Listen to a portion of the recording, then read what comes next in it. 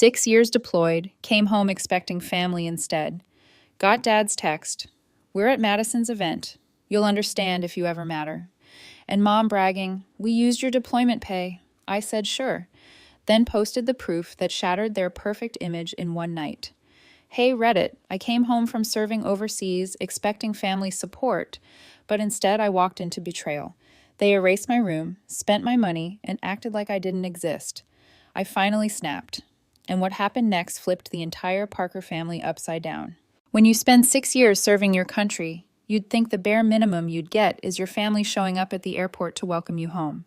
Nothing flashy, no parade, just a handshake, maybe a hug, and a "we're proud of you, daughter."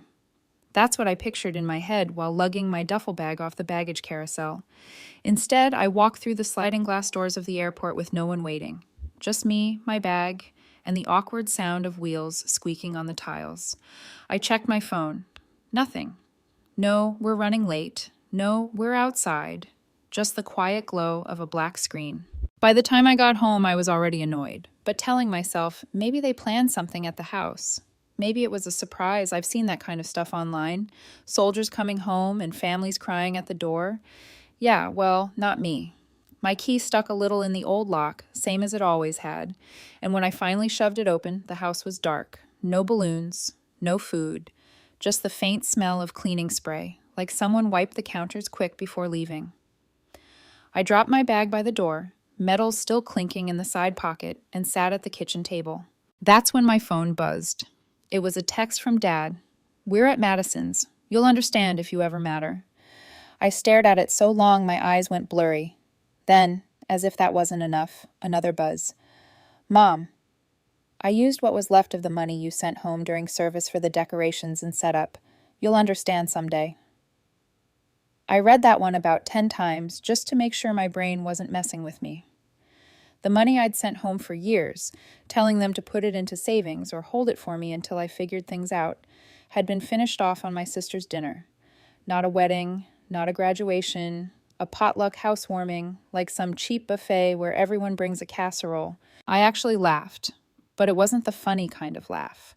It was the kind where your chest feels tight and you can taste iron in the back of your throat. 6 years of service, sleeping in tents, eating MREs that tasted like cardboard mixed with regret, missing holidays, birthdays, actual life, and my parents couldn't even be bothered to be home when I got back. Couldn't save a dime of the money I earned. All of it gone to make Madison's big night special. I opened the fridge out of habit. Half a jar of pickles, some wilted lettuce, and a pizza box with one cold slice left. That was my homecoming meal. So I sat at the table, metal in one hand, greasy slice in the other, and stared at my phone screen. It buzzed again. This time, a photo. Madison front and center in some sparkly dress, holding a plate of food under a string of lights. I recognized the lights immediately.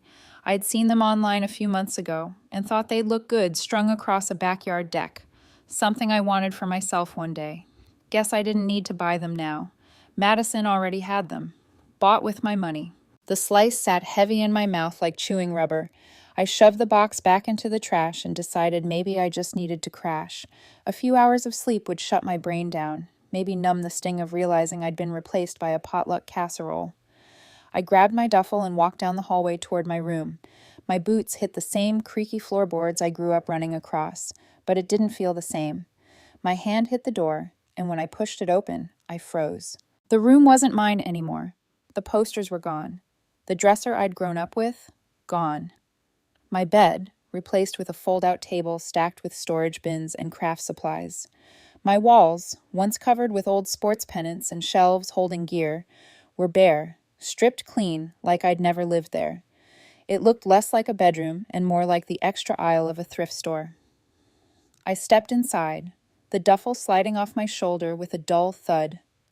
My metals clinked against each other inside, mocking me. I looked at the corner where my bed used to be, the spot where I'd stared at the ceiling as a teenager, dreaming about leaving this place one day. Now it was covered with a plastic tub labeled Madison's Fall Decorations. I tried the closet, same story. My uniforms, the old boxes I left behind, gone. The rail was packed tight with Madison's old dresses and Mom's coats, hangers scraping against each other when I pulled the door back. The final punch, a folded air mattress shoved against the wall with a note taped above it in Mom's handwriting, "If you need a place to crash." And it wasn't kindness. It felt performative, like something she'd tape up just in case anyone ever asked how I was welcomed home. A place to crash in my own house, in the room I'd lived in for 18 years. I didn't even sit down, just stood there with my jaw clenched, staring at the plastic bins in the empty space where my life used to be. 6 years overseas, missed birthdays, funerals, Christmases. Sent them money every month because I thought that's what family did. And the entire time, they weren't saving it. They weren't even keeping a spot for me. They were building Madison up and quietly erasing me. That was the part that stuck. It wasn't an accident. This was a choice. They didn't just forget me. They'd planned to move on without me before I even got back. I left the room, closed the door softly behind me, and sat back at the kitchen table. My boots were still dusty from deployment, metals still rattling in the bag at my feet. And the house, my house, felt like it belonged to someone else. They'd made it clear I wasn't family anymore. And if I wasn't family, I didn't owe them silence anymore either. I leaned back in the chair, the wood creaking under my weight, and grabbed my phone. The screen lit up with all the same crap I'd ignored for years. Group chats where my messages went unanswered. Family photos sent without me in them. Text chains I'd been left out of. 6 years of being treated like background noise while Madison got center stage. But tonight, I wasn't background noise anymore. I opened the folder I'd built over the years. I told myself it was just a place to stash things I didn't want to think about at the time. But really, I think deep down I always knew a day like this was coming. First file, a voicemail from Dad. I hit play, and his slurred voice filled the quiet kitchen. "Madison's the golden one. You're just baggage." I'd saved that one after a night I called home from base. I'd been halfway across the world covered in dust, working 12-hour shifts, and that's what I got in return. Baggage. Next, screenshots. Mom's messages bragging to Madison's friends' parents. "Oh, we're so lucky Madison's sister sends money home. It helps with her events." She didn't even bother to hide it. I wasn't a daughter. I was a damn ATM. And then Madison herself. A cousin had once sent me a screenshot of her text to a friend. Stuff I wasn't supposed to see but couldn't unsee. "My sister's boring. Backup daughter. She'll probably just end up fixing cars or something. Mom says I'm the future of the family. LOL. Backup daughter." I'd laughed it off when I first saw it. Told myself she was just being a bratty kid. But 6 years later, after everything I'd put myself through, that little phrase felt like a knife still stuck between my ribs. I scrolled more. Photos from holidays where they set a plate for Madison's boyfriends, but not for me. Dad's email chain, where he called me a discipline problem. Even though I was halfway around the world earning commendations, every ugly truth they'd thrown at me, I'd saved because I knew one day I'd need to remind myself I wasn't crazy. That day was today. I started selecting them one by one. Screenshots, audio files, photos. My thumb hovered over share. Not yet. If I was going to burn the bridge, I wasn't doing it halfway. I wanted the flames so high they could see them from Madison's precious housewarming. The phone buzzed in my hand. A group photo notification, of course. Madison, surrounded by half the family, all holding up plates of food, smiling like the perfect little sitcom. I wasn't even tagged. Not a mention of me coming home. Nothing. That was it. No hesitation, no second guessing.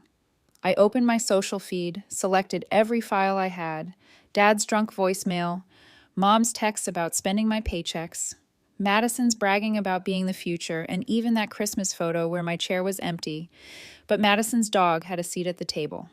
I dumped it all in one post. No captions, no explanation, just evidence. Years of proof lined up in one place, and before anyone asks, I knew my rights. One-party consent. Everything documented. Dates logged. I wasn't careless. I'd covered my bases long before hitting post. Before I hit post, I stared at the screen. This was the line. Once I crossed it, there was no going back. And then I thought about walking into my old room and finding an air mattress shoved against the wall where my bed used to be. I thought about Mom's text bragging about using my service pay for decorations at a housewarming party, and Dad's voice calling me baggage. My thumb pressed down. Post. The screen blinked. Notifications lit up instantly, like a fuse had just been lit.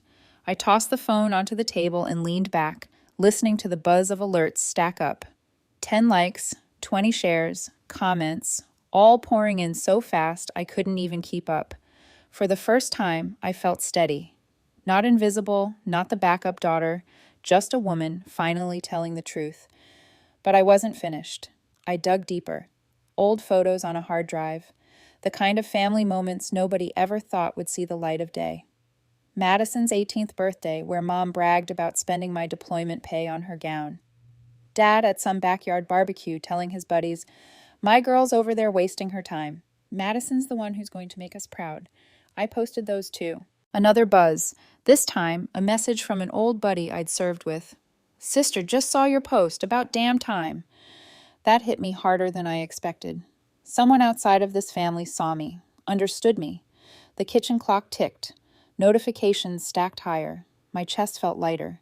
For years, silence had been my role. Tonight, silence was dead. And as the numbers on the screen kept climbing, I couldn't help but smirk.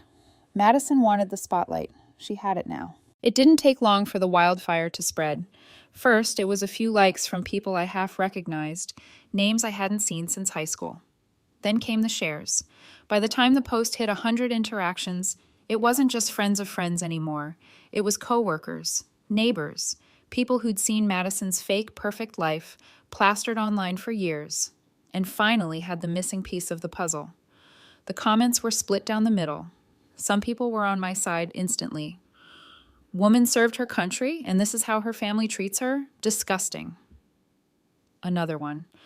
Always knew Madison wasn't as golden as she pretended to be. Stuff like that hit me harder than I expected. Strangers had more respect for me in 10 minutes than my family gave me in nearly 30 years. Of course, there were the other voices too. This should have stayed private. Air your dirty laundry somewhere else. And my personal favorite, classic attention seeker move. I read a couple of those before realizing it didn't matter. The truth was out. Let them choke on it. That's when my phone really started blowing up. "Dad, first, take it down. Now. You're embarrassing yourself. Delete it or don't bother calling yourself my daughter." I didn't answer. I didn't even open the messages fully. Just let the previews pop up across my screen, one after the other. His authority bleeding out of him with every text. Then Mom. "You don't understand what you're doing. This is just hurting everyone. After all we've done for you, this is how you repay us." That one almost made me laugh. After all they'd done for me. Yeah, sure. Spent my paychecks, erased my room, skipped my homecoming. Real saints. Then Madison. Hers came in like a storm. "Are you insane? Do you know how many people are messaging me right now? You've ruined my sponsors. My reputation is destroyed." I put the phone face down on the table and let it buzz itself into the wood grain. For years, I'd been the one scrambling to defend myself, to explain, to justify. Tonight, let them scramble. A few minutes later, another buzz, different tone, not family. I flipped the phone and saw a message from Josh, an old buddy from my unit. "Sister, your post is everywhere, trending on my feed. Everyone's talking about it." I leaned back, staring at the ceiling. Trending. Me, not Madison. Not the perfect princess. Me. More messages rolled in. A coworker from a job I'd held before deployment. Knew something was off about them. Respect. A neighbor. Always wondered why you weren't at family events. Now it makes sense. For once, I wasn't invisible. People finally saw me. Not as baggage, not as backup, just as a woman who got screwed over and had the guts to put the truth out there. The phone rang again. "Dad?" This time I let it go to voicemail. Then Mom. Straight to voicemail. Madison, too. One after the other, piling up. I imagined them all sitting around that potluck table, phones glowing, jaws clenched, while their carefully built little image collapsed in real time. Another message came through, this one from someone unexpected, Uncle Gary. "Took guts to do what you did. Proud of you. About time someone called them out. That one hit different. Uncle Gary wasn't the sentimental type. If he was taking the time to say something like that, it meant the cracks in the family wall were already showing. I poured myself a glass of water and just sat there listening to the constant ping of notifications. It was almost funny. I'd spent 6 years halfway across the world listening to gunfire, alarms, and chaos. Now back home, the loudest noise in my life was my own family falling apart in my pocket. For the first time, I didn't feel small. I didn't feel erased. I didn't feel like the empty chair at the table. I felt seen. And if this was just the beginning, I couldn't wait to see how far the fallout went. I didn't even bother staying in that house another night. I packed what little I had left into my duffel and hit up my buddy Ryan. He didn't hesitate. Couch is yours. Stay as long as you need. It wasn't glamorous, but his apartment beat an air mattress in a storage room that used to be mine. Besides, being around someone who actually respected me was already more than I ever got from my own family. A couple days later, Dad finally called. I didn't pick up the first 3 times, but the fourth came with a text. Meet us here. We need to talk tonight. Attached was the address to some white tablecloth spot they loved to show off in. I threw on dress clothes and pinned my service medals to the jacket. Subtle, but it carried the weight of 6 years that none of them gave a damn about. If I was walking into enemy territory, I was going in armored. The address led me to a restaurant on Main Street, one of those spots my parents loved to show off in. Big glass windows, linen tablecloths, servers that pretend they don't notice you can't afford the menu.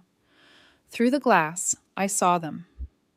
The whole Parker clan spread around a long table, plates half empty, drinks still in hand, every phone on the table glowing. My post was the guest of honor tonight. The hostess froze when she saw me walk in. Her eyes flicked toward the dining area, then back to me. They're waiting, she whispered, like she already knew this was about to be a scene. I pushed through the doors. The laughter died instantly. Forks clinked down. The room tightened like a noose. Dad was the first to speak, trying to reel back that old authority. Daughter, sit. His voice cracked on the last word. I didn't move. Funny. 6 years I served, and the first order I get when I'm back home is from the guy who couldn't even bother picking me up at the airport. A few relatives shifted uncomfortably. Dad's face reddened. Mom leaned forward, her pearls catching the light.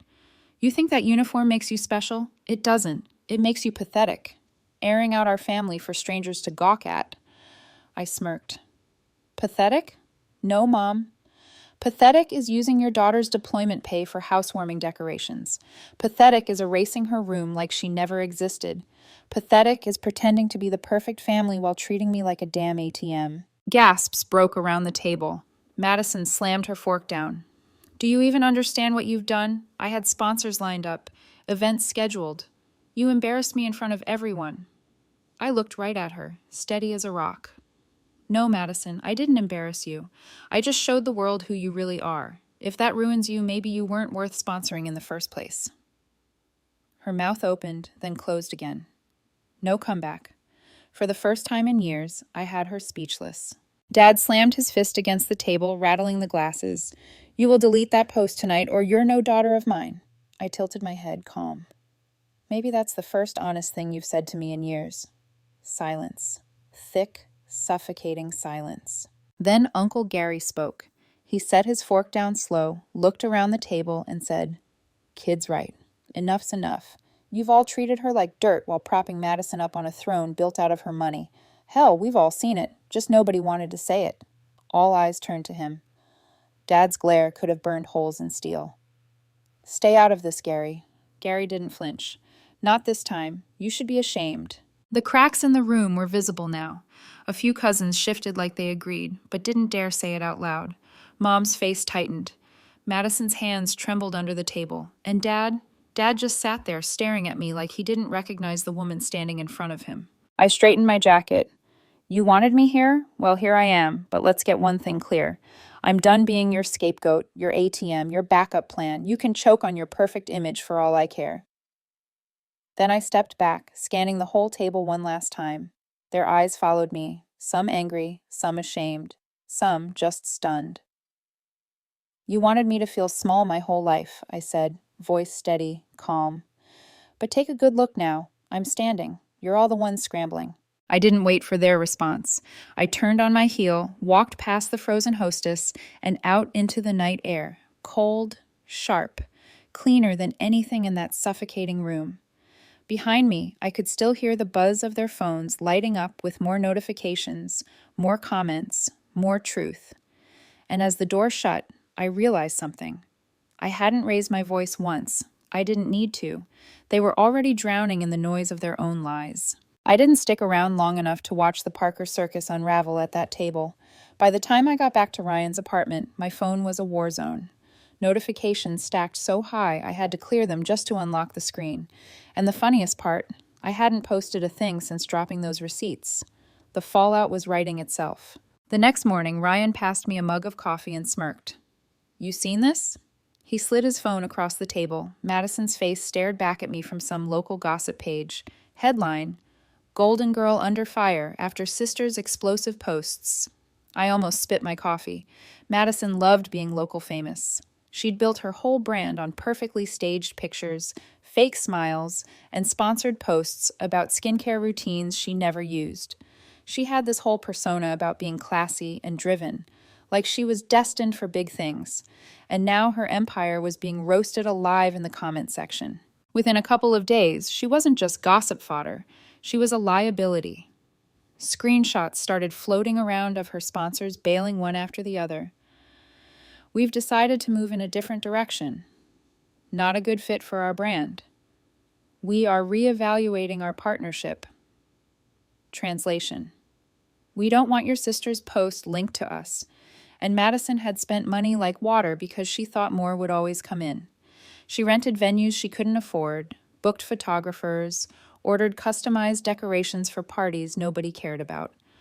All of it fronted with credit cards and expected sponsor income. Now she was standing in a minefield of bills with no backup plan. Uncle Gary sent me a text that night. "Your sister's been calling everyone in the family asking for loans. Don't you dare cave. Let her eat what she cooked." I didn't need convincing. I was out of the Parker bailout business for good. Meanwhile, Mom and Dad were cracking too.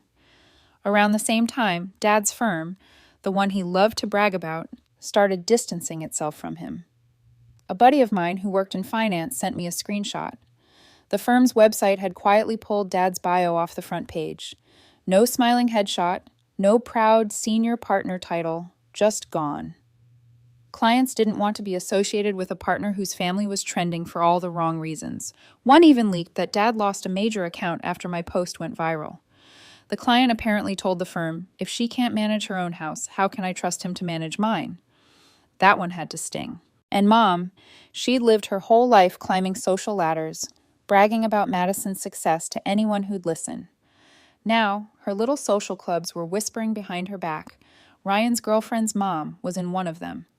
Apparently, when Mom walked in last week, the whole room went quiet. Not polite quiet, the kind where everyone avoids eye contact because they'd been trash-talking you seconds before. Mom ended up leaving early, fuming. Her friends didn't even follow her out. The same people she spent years impressing suddenly wanted nothing to do with her. I'd have paid money to see her face in that moment. The implosion inside their house was inevitable. Word got back to me through Gary that the three of them were at each other's throats. Madison screamed that Mom should have handled the fallout. Mom snapped that Dad should have controlled me before I posted.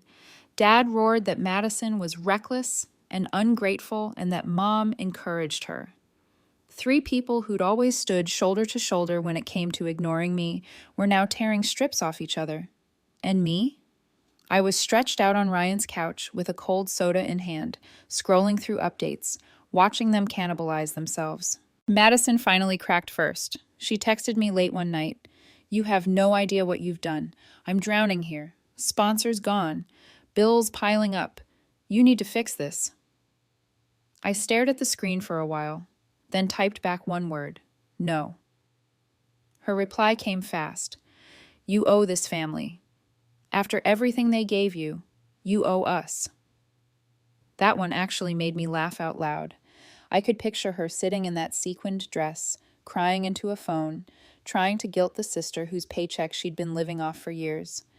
So I gave her my final answer. I already gave 6 years. That's more than this family ever gave me. Read. No reply. And that was it. The golden girl who never shut up had finally run out of words. 2 days later, my phone buzzed with a number I didn't expect. Grandpa Parker. He wasn't the kind of guy to get involved in family drama. Old school, quiet, the type who kept his mouth shut even when everyone else was screaming. I hadn't heard his voice in months, maybe longer. "Come to the farmhouse tomorrow," he said. "No small talk, just direct. Everyone's going to be here, and don't be late." Click. Call ended. I sat there staring at my phone. If Grandpa was pulling the whole family together, it wasn't for tea and cookies. Something big was about to go down. The next afternoon, I pulled into the gravel driveway of the old farmhouse. The place hadn't changed since I was a kid. Paint peeling, big oak tree out front, wind chimes clanging on the porch. Inside, though, the air was thick. They were all there.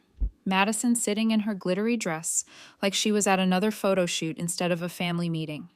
Mom perched upright, pearls gleaming. Dad leaned back in his chair, arms crossed, that smug look on his face like he already knew the outcome. I stepped in, uniform sharp, boots still dusty. The room went quiet for a beat, then filled with fake chatter again. They didn't even bother hiding their expectation. They thought Grandpa had called me here to get put in my place.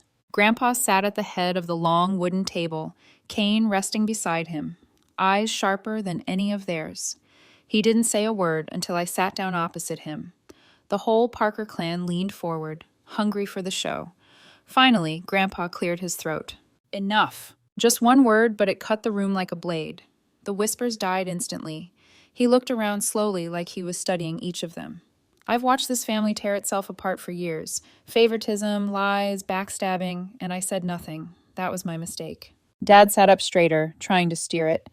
"Dad, listen, He jerked his chin at me. "Has been slandering this family, airing private matters. She's humiliated us. You have to see she's out of line." Grandpa's eyes snapped to him. "Quiet."